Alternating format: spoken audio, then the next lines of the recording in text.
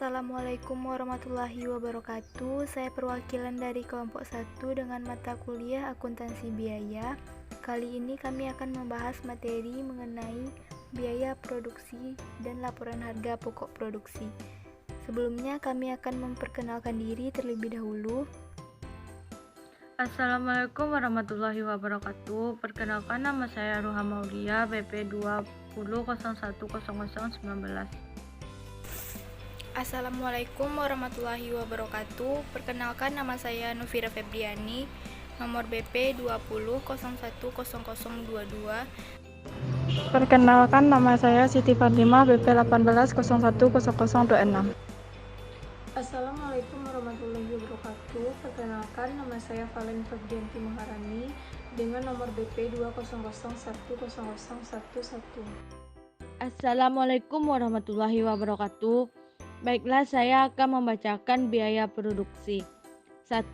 Biaya produksi adalah biaya yang terjadi dalam fungsi produksi. Fungsi produksi adalah pengelola bahan baku menjadi barang jadi. 3 unsur biaya produksi. 1. Biaya bahan baku langsung. 2. Biaya tenaga kerja langsung. 3. Biaya overhead pabrik. Biaya bahan baku langsung ditambah biaya tenaga kerja langsung disebut biaya utama. Biaya tenaga kerja langsung ditambah biaya overhead pabrik disebut biaya konversi. Assalamualaikum warahmatullahi wabarakatuh. Selanjutnya, biaya bahan baku. Biaya bahan baku dapat diklasifikasikan menjadi dua.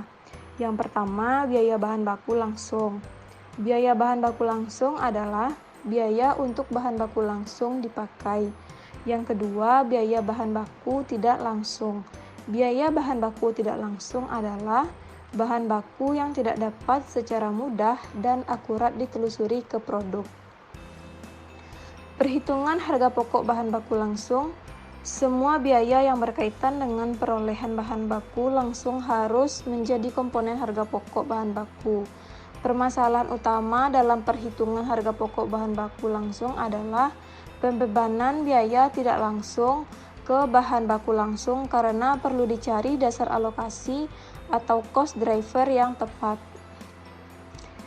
Selanjutnya, sistem pencatatan persediaan bahan baku langsung. Terdapat dua sistem pencatatan persediaan bahan baku langsung. Yang pertama, sistem perpetual, dan yang kedua, sistem fisik atau periodik. Metode penentuan harga pokok persediaan bahan baku langsung. Yang pertama, metode masuk pertama, keluar pertama. Metode ini mengasumsikan bahwa bahan baku langsung yang mula-mula dibeli merupakan bahan baku langsung yang akan digunakan terlebih dahulu. Yang kedua, metode masuk terakhir, keluar pertama.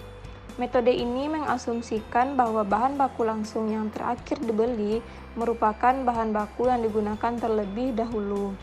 Yang ketiga, metode harga pokok rata-rata tertimbang. Dalam metode ini, harga pokok persediaan akhir bahan baku langsung dihitung berdasarkan harga pokok rata-rata.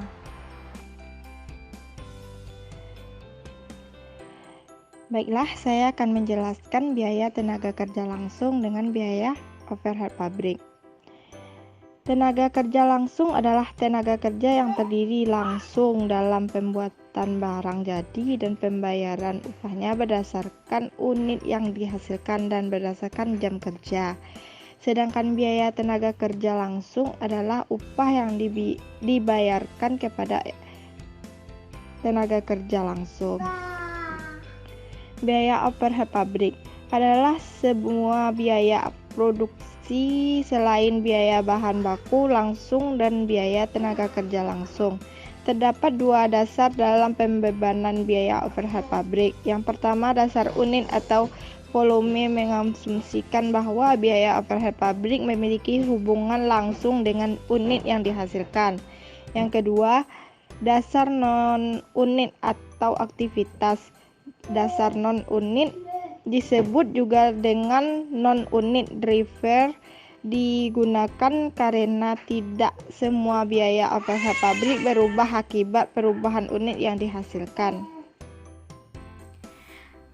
Yang kelima, arus biaya produksi. Pencatatan biaya produksi terdiri atas 3 tahap. Yang pertama, mencatat biaya produksi yang terdiri atas biaya bahan baku, biaya tenaga kerja langsung, dan biaya overhead pabrik. Yang kedua, mencatat barang jadi.